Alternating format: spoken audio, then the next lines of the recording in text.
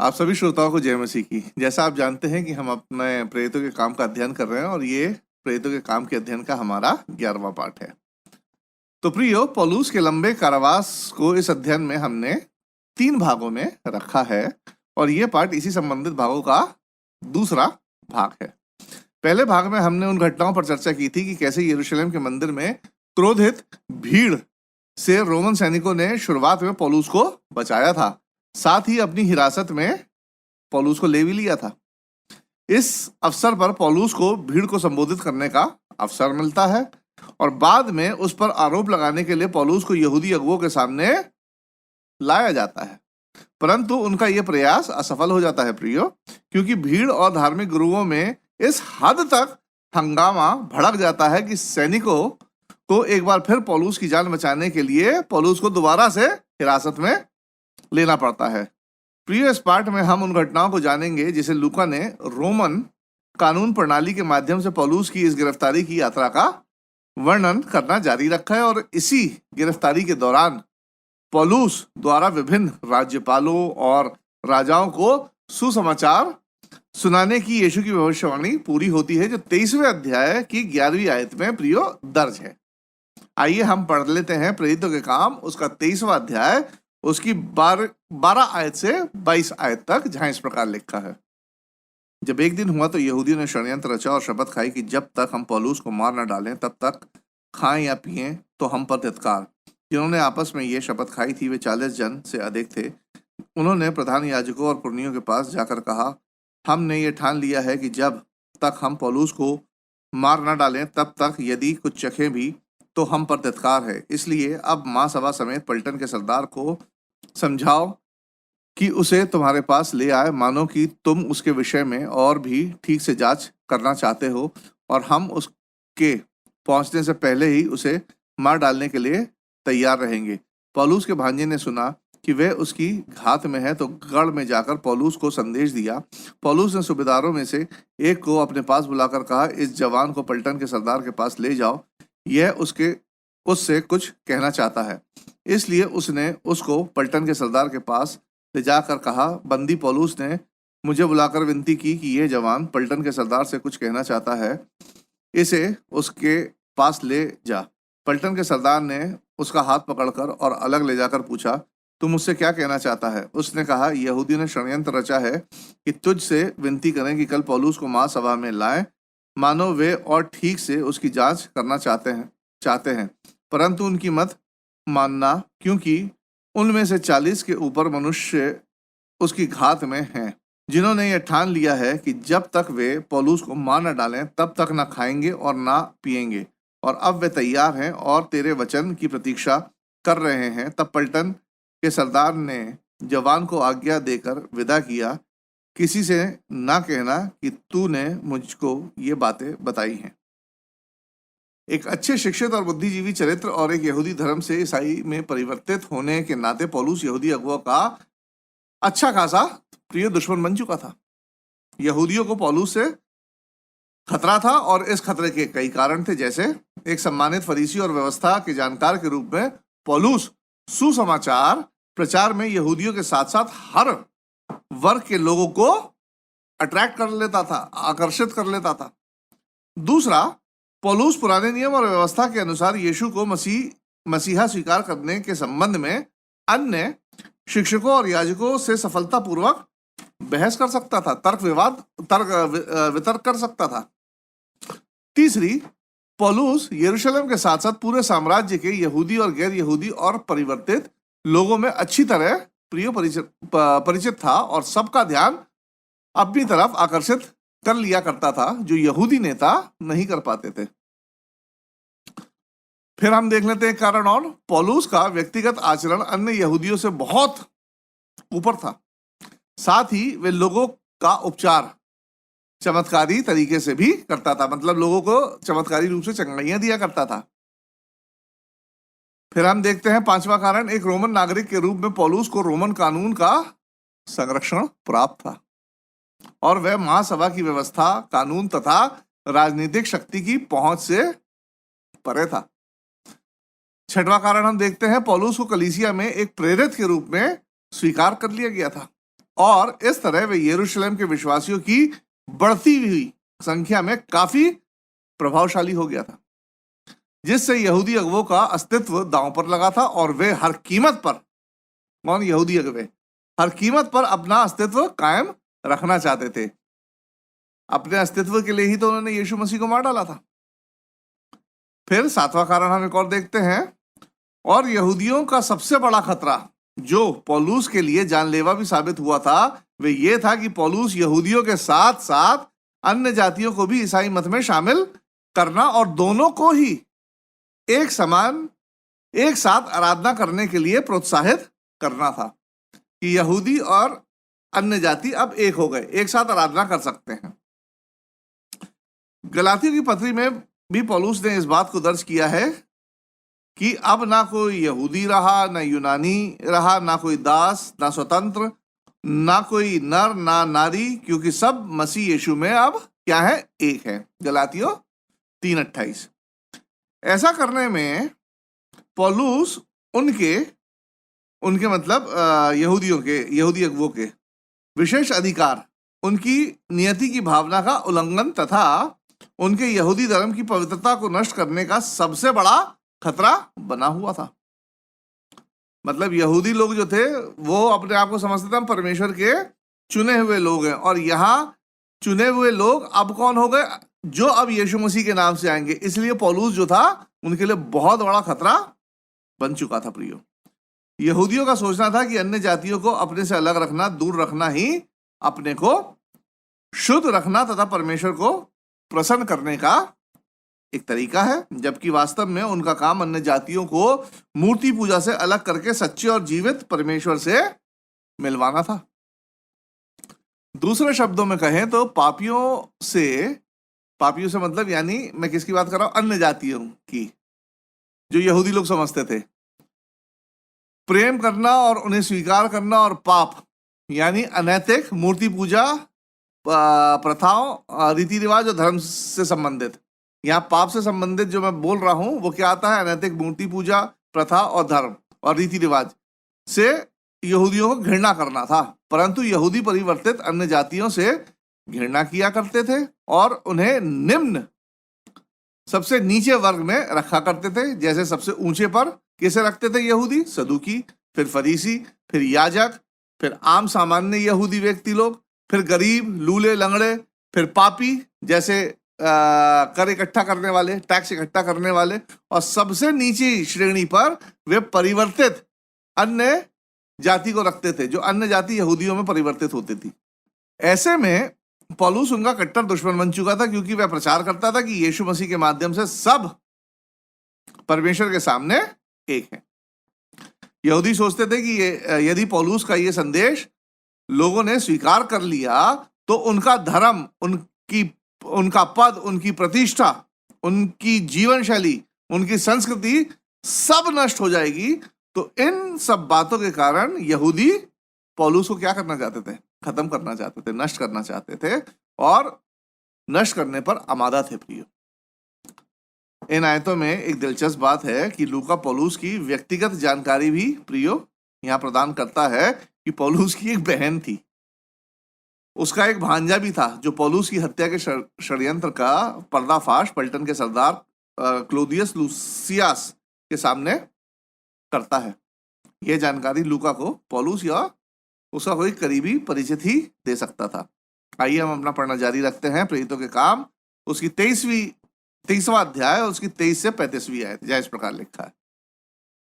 तब उसने 2 सूबेदारों को बुलवाकर कहा, 200 सैनिक, 70 सवार और 200 भालेत पहर रात बीते कैसरिया को जाने के लिए तैयार कर रखो, और पौलुस की सवारी के लिए घोड़े तैयार रखो कि उसे फेलिक्स हाकिम के पास कुशल से पहुंचा दें। उसने इस प्रकार की चिट्ठी भी लिखी। महामहिम फेलिक्स हाकिम को क्लौदियस लूसियास का नमस्कार। इस मनुष्य को यहूदियों ने पकड़कर मार डालना चाहा, परंतु जब मैंने जाना कि रोमी है तो पलटन लेकर छुड़ा लाया और जानना चाहता था कि वे उस पर किस कारण दोष लगाते हैं, इसलिए उसे उनकी महासभा में ले गया। तब मैंने जान लिया कि वे अपनी व्यवस्था के विवादों के विषय में उस पर दोष लगाते हैं, परंतु मार डाले जाने या बांधे जाने के योग उसमें कोई दोष नहीं। जब मुझे बताया गया कि वे इस मनुष्य की घात में लगे हैं, तो मैंने तुरंत उसको तेरे पास भेज दिया और मुद्दइयों को भी आज्ञा दी कि तेरे सामने उस पर नालिश करें। अतः जैसी सैनिकों को आज्ञा दी गई थी, वैसे ही वे पौलुस को लेकर रातों रात अंतिप्रित्यस में आए। दूसरे दिन वे सवारों को उसके साथ जाने के लिए छोड़कर आप गढ़ को लौटे। उन्होंने कैसरिया पहुंचकर हाकिम को चिट्ठी दी और पौलुस को भी उसके सामने खड़ा किया। उसने चिट्ठी पढ़कर पूछा, यह किस प्रांत का है? और जब जान लिया कि किलिकिया का है, तो उससे कहा, जब तेरे मुद्दई भी आएंगे तो मैं तेरा मुकदमा करूंगा। और उसने उसे हेरोदेस के किले में पहरे में रखने की आज्ञा दी। अपनी लेखन शैली के अनुसार ऐतिहासिक जानकारी देने के लिए यहाँ लूका पलटन के सरदार के नाम क्लौदियस लूसियस पलटन के सरदार के नाम के साथ ही फेलिक्स, जो एक तरह से रोमन प्रांत का एक राजकोष अधिकारी था, के नामों को भी दर्ज करता है। सरदार पौलुस के मामले को चिट्ठी के माध्यम से सारांश में प्रस्तुत करता है, परंतु मजेदार बात यह है कि वह अपनी गलती को, कौन? सरदार अपनी गलती को जो उसने पौलुस को, जो एक रोमन नागरिक था, गिरफ्तार करके की थी, उसका वर्णन नहीं करता अपने आप को बचाए रखता है। साथ ही फेलिक्स को सूचित करता है कि उसके पास पौलुस के खिलाफ कोई कानूनी आरोप नहीं है। फिर भी यहूदियों की हिंसा के कारण वे मामले को सुलझाने के लिए पौलुस और उस पर आरोप लगाने वालों को फेलिक्स के पास भेज देता है। प्रियो, देखा जाए तो यह एक अधिकार क्षेत्र का भी मामला था। अधिकार क्षेत्र का मामला कैसे? यदि पौलुस आरोपी ठहरता तो उस पर मुकदमा कहां पर चलाया जाना था और उसका न्याय किसे करना था, क्योंकि पौलुस किलिकिया क्षेत्र तरसुस का रहने वाला था। फिर भी फेलिक्स ये निर्धारित करता है कि प्रारंभिक सुनवाई उसके सामने हो, ताकि ये पता चल सके कि पौलुस अपराधी है भी या नहीं। यदि है तो न्याय के लिए उसे उसके क्षेत्र अधिकार में भेज दिया जाए। आइए पौलुस के मामले से पहले एक नजर फेलिक्स की निजी जिंदगी पर हम डाल लेते हैं। फेलिक्स ने अपना पद अपने भाई पलास के माध्यम से प्राप्त किया था, जो सम्राट क्लौडियस के शासनकाल के दौरान एक राजकोष यानी ट्रेजरर राजकोष का सचिव था। वह और उसका भाई दोनों ही गुलाम थे, जो स्वतंत्र होने के उपरांत रोमन सरकार की सत्ता में आ गए थे। फेलिक्स एक अनैतिक, क्रूर और भ्रष्ट अधिकारी था, जिसके कारण यहूदिया में अपराध और अस्थिरता में वृद्धि हुई थी। रोमन इतिहासकार टैटिटस, थोड़ा सा प्रोनाउंसिएशन में दिक्कत हो रही है, फिर भी मैं करता हूं, टैकिटस ने फेलिक्स के बारे में कहा था कि उसके पास पद तो राजा का था, परंतु उसका दिल एक गुलाम का सा था। फेलिक्स ने 52 से 58 ईस्वी तक शासन किया था। वह समुद्र के किनारे कैसरिया में स्थित हेरोदिस के महल में रहता था, जो रोम की ओर से यहूदिया पर शासन करने वालों के लिए एक आधिकारिक निवास स्थान हुआ करता था। पौलुस को, जिस पर अब तक कोई आपराधिक मामला साबित नहीं हुआ था, पौलुस को इसी जगह पर रखा गया था। प्रियो, एक बंदी के तौर पर नहीं, परंतु एक नजरबंद के तौर पर, एक हाउस अरेस्ट के तौर पर पौलुस को यहां रखा गया था। प्रेरितों के काम के 24वें अध्याय की पहली 9 आयतों में यहूदी नेता अपने वकील तिरतुलुस को लेकर फेलिक्स के सम्मुख आते हैं, ताकि पौलुस पर नालिश की जा सके। वे पौलुस के विरोध में 3 आरोप लगाते हैं कि पहला, पौलुस यहूदियों में अशांति फैला रहा है। दूसरा, कि पौलुस एक पाखंडी संप्रदाय का मुखिया है, जो नासरियों मतलब यीशु का गृहनगर, नासरियों के नाम से जाना जाता है। और तीसरा, पौलुस ने मंदिर को अशुद्ध करने का प्रयास किया है।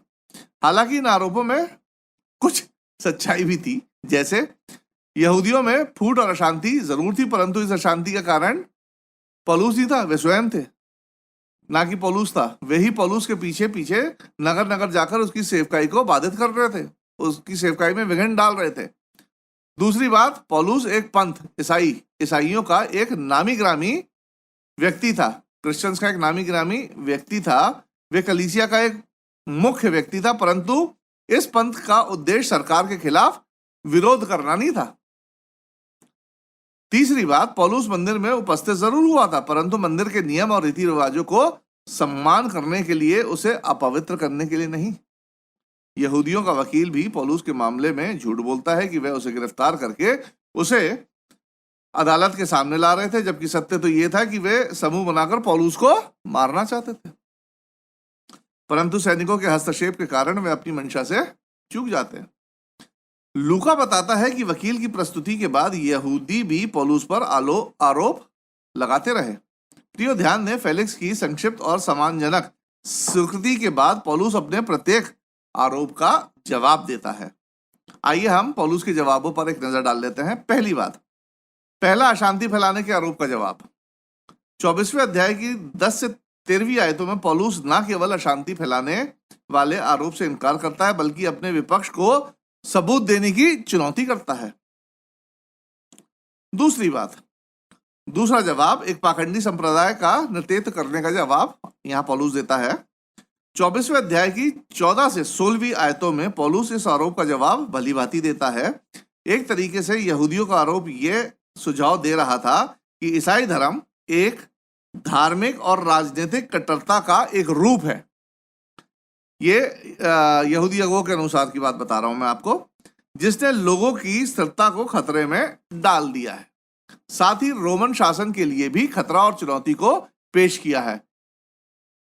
इन्हीं अपराधों के लिए पूर्व गवर्नर द्वारा उनके नासरत के यीशु को सूली पर चढ़ा दिया गया था। यहूदियों के आरोप का वास्तविक अर्थ यह था।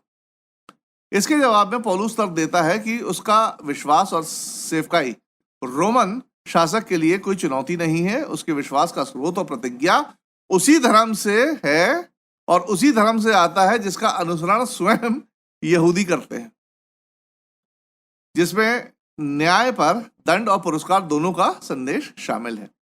पौलुस खुद का बचाव करने के लिए परमेश्वर के न्याय के विचार का भी यहां उपयोग करता है प्रियो, कि एक वफादार मसीह होने के नाते वे एक ऐसी चीजें नहीं करेगा जैसे अशांति फैलाना, सरकार के विरोध, सरकार पर हमला करना आदि। पौलुस ऐसी चीज नहीं करेगा, क्योंकि यदि वह ऐसा करता है तो यह सब उसके लिए पाप गिना जाएगा। आइए हम पौलुस के तीसरे जवाब को देख लेते हैं, जो मंदिर को अपवित्र करने के विषय में था। 24वें अध्याय की 17 से 21वीं आयतों में पौलुस इस आरोप का जवाब देता है कि वे मंदिर के क्षेत्र में क्यों था। साथ ही यह बताता है कि वे वहां नियम यानी व्यवस्था और रीति रिवाजों के अनुसार था। आगे पौलुस इस बात को भी फेलिक्स के आगे रखता है कि वे यानी पौलुस उसके यानी फेलिक्स उसके सामने इसलिए लाया गया है क्योंकि एशिया के यहूदियों ने सार्वजनिक तौर पर उस पर झूठा आरोप लगाया है कि पौलुस ने मंदिर के प्रतिबंध क्षेत्र में गैर यहूदी को लाकर मंदिर को अशुद्ध किया। पौलुस अपने बचाव में आरोप लगाने वालों को यह समझाने की चुनौती देता है कि उन्होंने दंगा क्यों किया था, जबकि उसने केवल सुसमाचार के मूल वादे की घोषणा की थी, जो यीशु मसीह में विश्वास लाएगा वह मर भी जाए तो न्याय के दिन वे जी उठेगा। पौलुस की दलीलों पर यहूदी नेता और उनके वकील, यहूदी नेता के वकील के पास कोई जवाब, प्रतिवाद यानी आर्गुमेंट, सबूत या टिप्पणी आदि नहीं थी। आइए हम पढ़ लेते हैं प्रेरितों के काम 24वां अध्याय उसकी 22 से 23 आयत, जहां इस प्रकार लिखता है। फेलिक्स ने जो इस पंथ की बातें ठीक ठीक जानता था, उन्हें यह कहकर टाल दिया, जब पलटन का सरदार लूसियस आएगा तो तुम्हारी बात का निर्णय करूंगा, और सूबेदार को आज्ञा दी कि पौलुस को कुछ छूट में रखकर रखवाली करना और उसके मित्रों में से किसी को भी उसकी सेवा करने से ना रोकना। फेलिक्स पौलुस के तर्कों को समझता था, क्योंकि वे ईसाई धर्म की शिक्षाओं से कुछ हद तक परिचित था। आरोपियों द्वारा पौलुस के विरुद्ध कोई भी सबूत नहीं दिया गया था, परंतु पौलुस ने उनके आरोपों का जवाब अच्छी तरह दिया था प्रियो, उनका ठोस जवाब दिया था, जिसके कारण फेलिक्स पौलुस की दलीलों को स्वीकार करता है। आगे फेलिक्स न केवल धर्म बल्कि राजनीति और सत्य का बहाना लेकर पौलुस के निर्णय को आगे टाल देता है। कि जब पलटन का सरदार लूसियस आएगा तब उसके परामर्श के बाद उसका निर्णय होगा। फेलिक्स यहूदियों को वापस भेज देता है और पौलुस को नजरबंद कर देता है। साथ ही उसे इतनी स्वतंत्रता देता है कि वह अपने नजरबंद के दौरान अपने मित्रों से मिल सके। आगे की आयतों में फेलिक्स के अब हमें वास्तविक उद्देश्य की झलक देखने को मिलती है। आइए हम इसे पढ़ लेते हैं। प्रेरितों के काम उसका 24वां अध्याय, उसकी 24 से 27 आयतें, जहां इस प्रकार लिखा है। कुछ दिनों के बाद फेलिक्स अपनी पत्नी द्रुसिल्ला को, जो यहूदनी थी, साथ लेकर आया और पौलुस को बुलवाकर उस विश्वास के विषय में जो मसीह यीशु पर है उसे सुना। जब वह धर्म और संयम और आने वाले न्याय की चर्चा कर रहा था तो फेलिक्स ने भयभीत होकर उत्तर दिया, अभी तो जा, अवसर पाकर मैं तुझे फिर बुलाऊंगा। उसे पौलुस से कुछ रुपए मिलने की भी आशा थी, इसलिए और भी बुलाकर उससे बातें किया करता था। परंतु जब 2 वर्ष बीत गए तो परक्यूस फेस्तुस फेलिक्स की जगह पर आया और फेलिक्स यहूदियों को खुश करने की इच्छा से पौलुस को बंदी ही छोड़ गया। प्रियो, यहाँ हमें फेलिक्स का एक अजीब दोहरा व्यक्तित्व दिखाई देता है। एक ओर वह पौलुस का संदेश सुनने और सीखने के लिए काफी उत्सुक दिखाई देता है। वह वचन से प्रभावित और भयभीत दिखाई देता है क्योंकि शायद वचन उसके अंदर दिल तक पहुंच रहा होगा, और दूसरी ओर उसने अपने लालच के आगे प्रिय घुटने टेक दिए थे और वह पौलुस की कैद से पैसों का लाभ उठाना चाहता था, रिश्वत लेना चाहता था, जिसे वह जानता था कि वे यानी पौलुस निर्दोष है। फेलिक्स ने रिश्वत की चाहत और अन्य झूठे लोगों का पक्ष लेकर अपने प्रति सम्मान, सच्चे न्याय और दूसरे के प्रति दया की कमी का यहां प्रदर्शन किया था। लूका 24वें अध्याय को एक अतिरिक्त ऐतिहासिक टिप्पणी के साथ समाप्त करता है यहाँ कि यह मामला वर्षों तक खिंचा और विचाराधीन बना रहा, यानी पेंडिंग रहा, और फेलिक्स की जगह एक अन्य अधिकारी पुरियुकुस फेस्तुस फेलिक्स की जगह पर आ जाता है। प्रिय, यह करीब 59 से 60 ईस्वी का समय रहा होगा। प्रिय, इतिहास बताता है कि फेस्तुस फेलिक्स की तुलना में कहीं अधिक निष्पक्ष और बुद्धिजीवी था। लूका बताता है कि कैसरिया पहुंचने के 3 दिन बाद फेस्तुस यहूदी नेताओं से मिलने के लिए यरूशलेम की यात्रा करता है। फेस्तुस से मुलाकात की उनकी पहली मांग यही थी कि वे फेस्तुस पौलुस को यरूशलेम में लाकर उसका न्याय करे। यहूदी नेताओं का प्रमुख उद्देश्य पौलुस को क्या था? रास्ते में मार डालने का ही था, न्याय का नहीं था, क्योंकि कैसरिया में ना तो वो पौलुस का मुकदमा जीत सकते थे और ना ही सैनिकों की सुरक्षा में पौलुस को घात पहुंचा सकते थे। फेस्तुस यरूशलेम में यहूदियों की दलील सुनने के लिए सहमत तो हो जाता है और यहूदी नेताओं को पौलुस का स्थान बदलने के लिए उनकी पेशकश को रखने के लिए पहले कैसरिया आने को कहता है।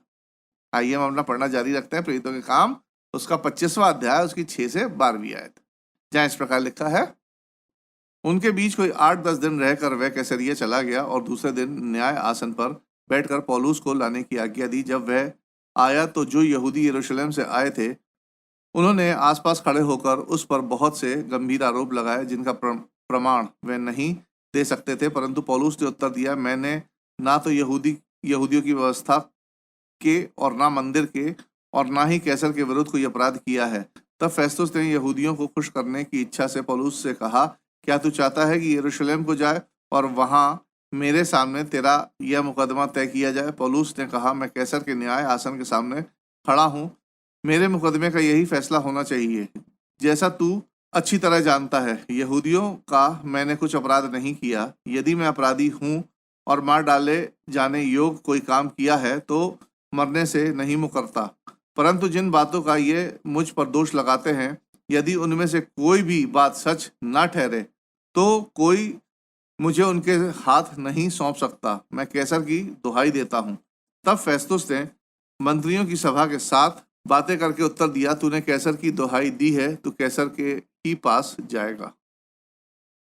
यहाँ लूका ने यहूदी द्वारा लगाए गए आरोपों का प्रिय यहाँ कोई ज्यादा वर्णन नहीं किया है, परंतु इस बात को दर्ज किया है कि अभी भी वे पौलुस के विरुद्ध कोई सबूत नहीं जुटा पाए थे। निसंदेह यहूदियों का मुकदमा जीतने का था, साथ ही पौलुस को कैसरिया से अलग करके मार डालने का था।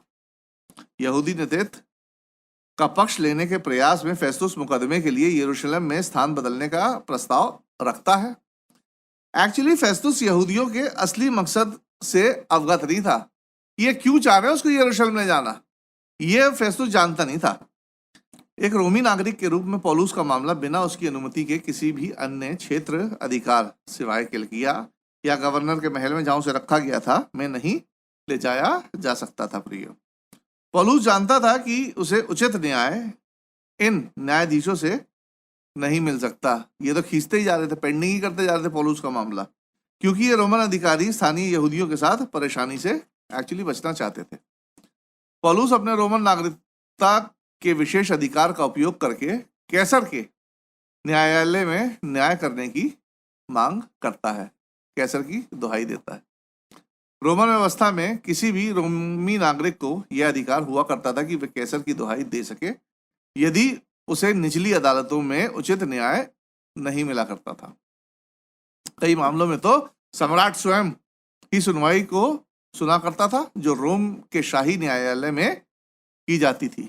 यह अनुरोध करने से फेस्तुस कानूनी रूप से पौलुस को रोम में स्थानांतरित करने के लिए बाध्य हो जाता है, जहां पौलुस प्रेरित की निष्पक्ष सुनवाई हो सकती थी। और इस तरह प्रेरित पौलुस यहूदी नेताओं के षड्यंत्र और चुंगल से बच जाता है।